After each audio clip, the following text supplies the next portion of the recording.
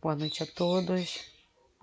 É com muita alegria que estamos nessa noite aqui para compartilhar com vocês a oportunidade de estudarmos um pouquinho mais da nossa doutrina e abrindo, um novo capítulo do Evangelho. Tem muito a ver com o período que nós estamos passando agora, esse período em que todos enfrentamos essa pandemia.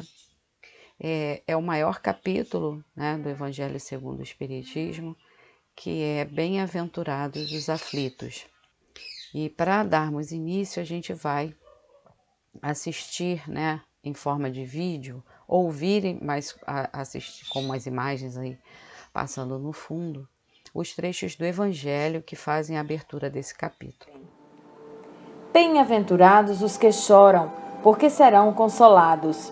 Bem-aventurados os que têm fome e sede de justiça, porque serão saciados. Bem-aventurados os que sofrem perseguição pela justiça, porque o reino dos céus é para eles. São Mateus, capítulo 5, versículos 4, 6 e 10. Vós sois bem-aventurados, vós que sois pobres, porque o reino dos céus é para vós. Vós sois bem-aventurados, vós que agora tendes fome, porque sereis saciados. Vós sois felizes, vós que agora chorais, porque rireis. São Lucas, capítulo 6, versículos 20 e 21. Mas ai de vós, ricos, porque tendes vossa consolação neste mundo. Ai de vós que estáis saciados, porque tereis fome. Ai de vós que rides agora, porque sereis reduzidos ao pranto e às lágrimas. São Lucas, capítulo 6, versículos 24 e 25. Nesses primeiros trechos aí dos nossos itens de hoje, do nosso estudo da noite, nós temos as palavras de Jesus através de Mateus, e ele narra o Sermão da Montanha. Desse Sermão da Montanha, Mateus destaca para a gente 3 itenzinhos, 3 versículos. Num deles ele vai falar aquelas pessoas, Ele vai dizer que bem-aventurados são os que choram porque serão consolados. E quem está aflito passa por essa provação, São justamente esses que choram. E saber que nós seremos consolados já é um alívio, por si só já é um consolo. Ele destaca que bem-aventurados são os que têm fome e sede de justiça, porque serão fartos. Ele fala ainda que bem-aventurados os que sofrem perseguição por causa da justiça, porque deles é o reino dos céus. E aí ele está falando daqueles que se põem em risco, aqueles que são mártires, aqueles que não recuam diante do que realmente, da verdade, do que é correto, e que são perseguidos por isso. Nós temos em todas as épocas da nossa história, nós temos pessoas que foram perseguidos, que foram mortos, porque defendem a justiça, mas essa justiça que a gente entende como verdade. Segundo as palavras de Jesus, conhecereis a verdade vos libertará.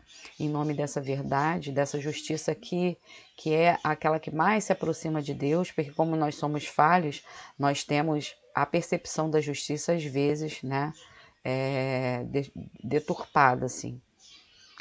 E depois nós temos Lucas trazendo um outro trecho do Evangelho, uma outra passagem, de Jesus.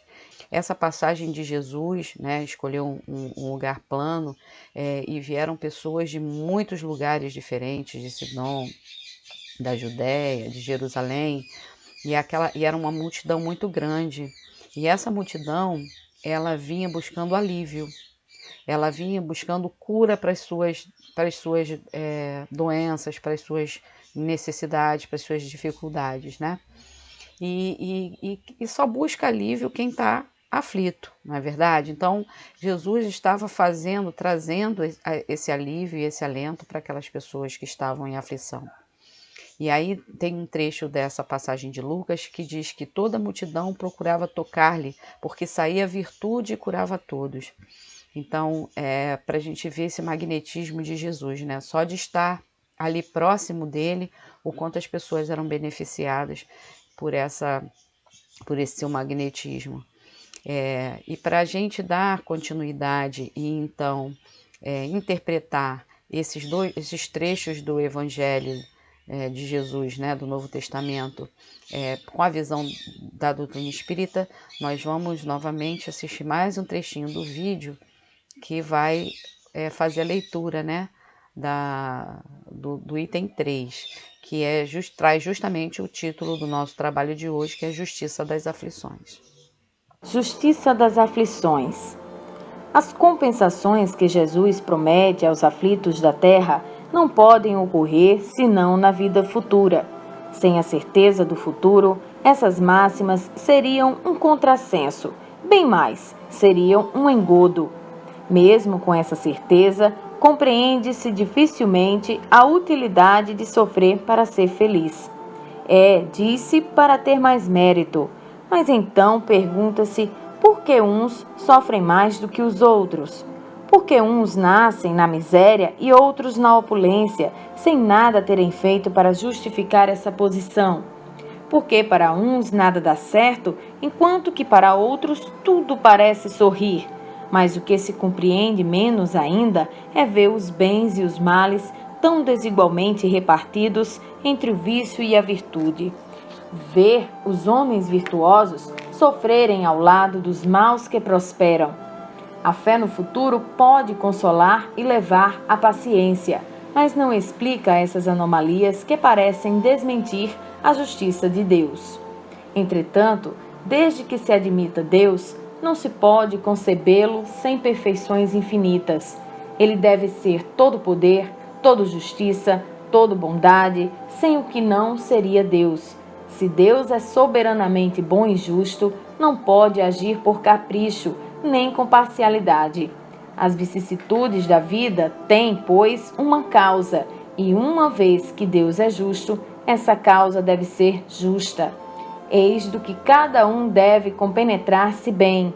Deus colocou os homens sobre o caminho dessa causa, pelos ensinamentos de Jesus, e hoje, julgando-os bastante maduros para compreendê-la, a revelou inteiramente pelo Espiritismo, quer dizer, pela voz dos Espíritos.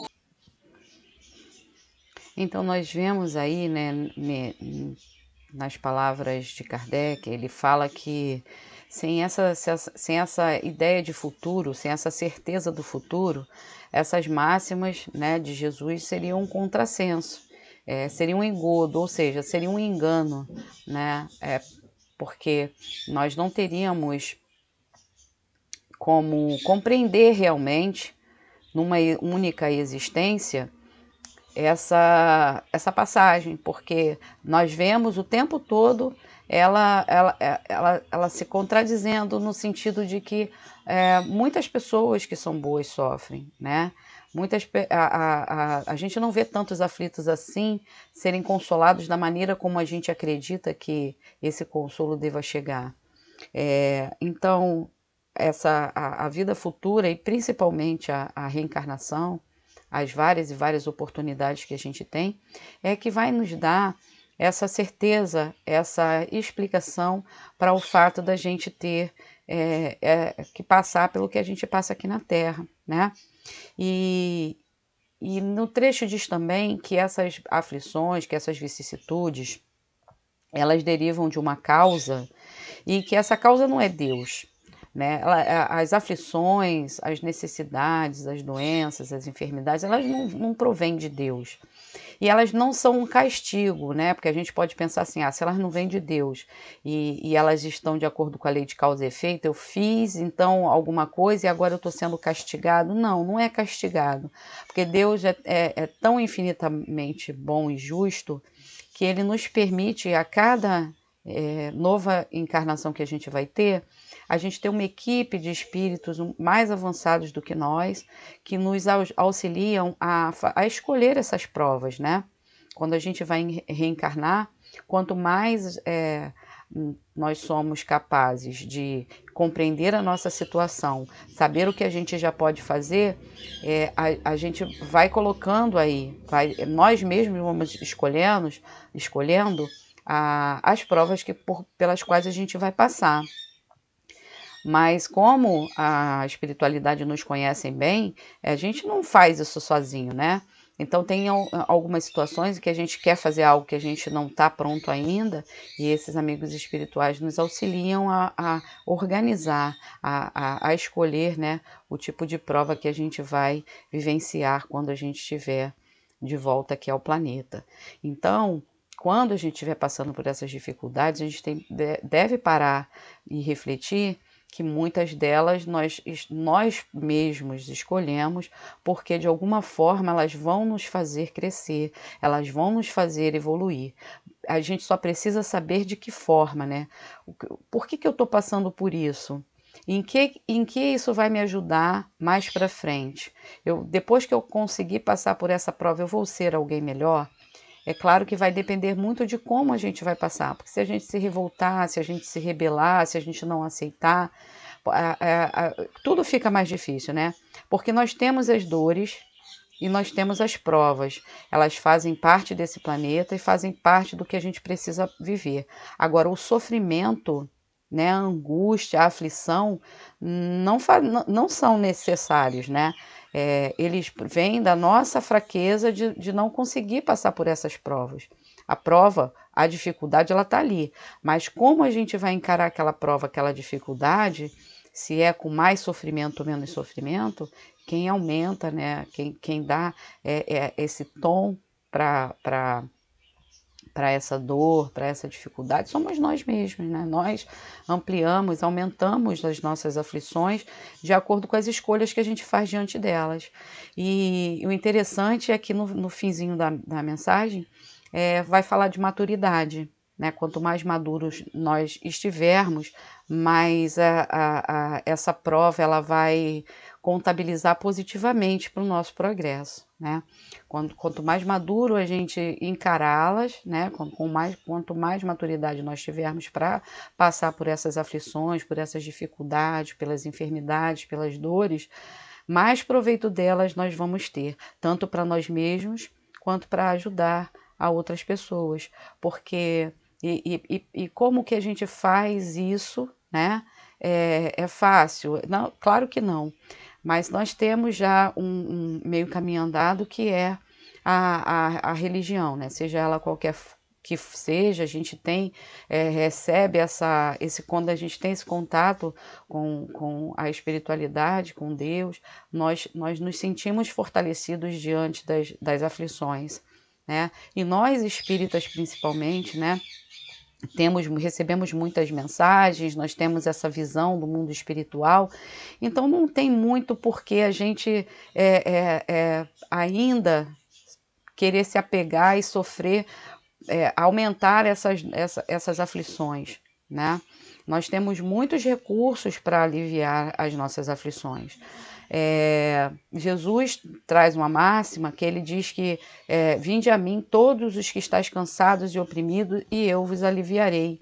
Então ele dá essa certeza para a gente de que se a gente buscar em Jesus, buscar na sua imagem, buscar através da oração, desse contato, nós vamos receber também essa vibração através das suas equipes espirituais, daquele magnetismo maravilhoso, daqueles montes onde ele pregava, nós vamos ser também envolvidos por essas vibrações, né? E vamos ser capazes de passar com mais tranquilidade. Existe uma máxima no Espiritismo que é assim: Deus, Cristo e caridade. E nós precisamos confiar nessas três palavras, né? Porque elas têm muita força. Deus, através da lei de causa e efeito, né? Da ação e da reação, faz com que lá no fundo, na nossa consciência, a gente compreenda os motivos, a gente consiga se fortalecer na hora da dor, de que aquilo vai passar. Como seres imortais que somos, nós não vamos sofrer eternamente. Só de ter essa certeza já alivia o nosso sofrimento.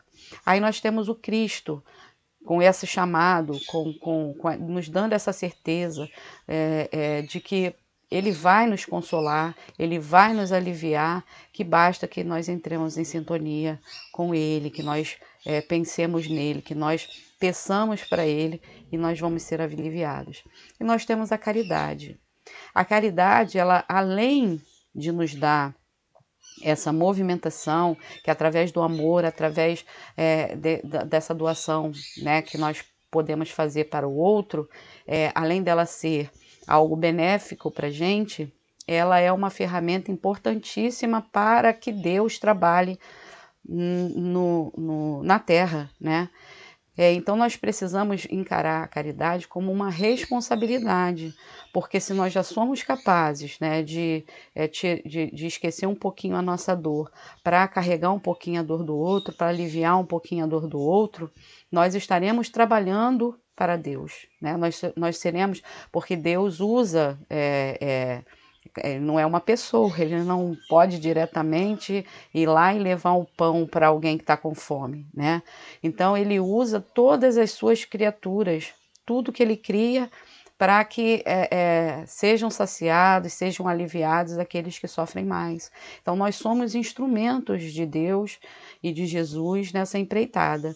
Então nós temos que compreender, né, o nosso trabalho, a nossa posição e saber que enquanto nós estivermos aliviando a dor do outro, não é que a gente vai deixar de sentir dor, mas ela vai ser amenizada porque enquanto a gente trabalha, a gente acaba tendo a nossa dor, a nossa angústia, os nossos pensamentos negativos aliviados. Naquele instante em que a gente está ali envolvido com as ações no bem, nós não estamos nos martirizando, porque é como a gente falou, eu estou passando por uma doença. A doença traz uma dor física? Sim, ela traz uma dor física, que eu às vezes vou precisar de um medicamento, né, para poder aliviar. Mas se eu ficar e me entregar aquela dor, se eu achar que a minha dor é maior do que a de qualquer outra pessoa na Terra, se eu começar a me revoltar contra aquela dor, é claro que eu vou ficar tão fixado, meu pensamento vai ficar tão fixado naquilo que ele vai se ampliar, aquela dor vai se estender. Enquanto que fazendo boas leituras, né, leituras edificantes, usando o nosso tempo para buscar ajudar a quem está necessitado, se envolver nos trabalhos, né? Tanto os nossos que são remunerados quanto aqueles que são voluntários. Enfim, se eu não ficar fixando o meu pensamento, né, naquilo que está me fazendo sofrer, eu vou conseguir ter um alívio, ainda que pequeno, diante das dificuldades. Então, que a gente possa se lembrar, né, dessas 3 palavrinhas, que a gente sempre pode contar com a justiça divina, que a gente pode contar sempre que a gente precisar com as vibrações de Jesus, e que o nosso trabalho, que o nosso movimento, que a nossa ação também é um ponto mais do que importante para o alívio dessas aflições. Que sejamos bem-aventurados nós que estamos aflitos e que a gente consiga estar fixo em Jesus para sermos aliviados. Que Ele nos ampare, nos ilumine, hoje e sempre.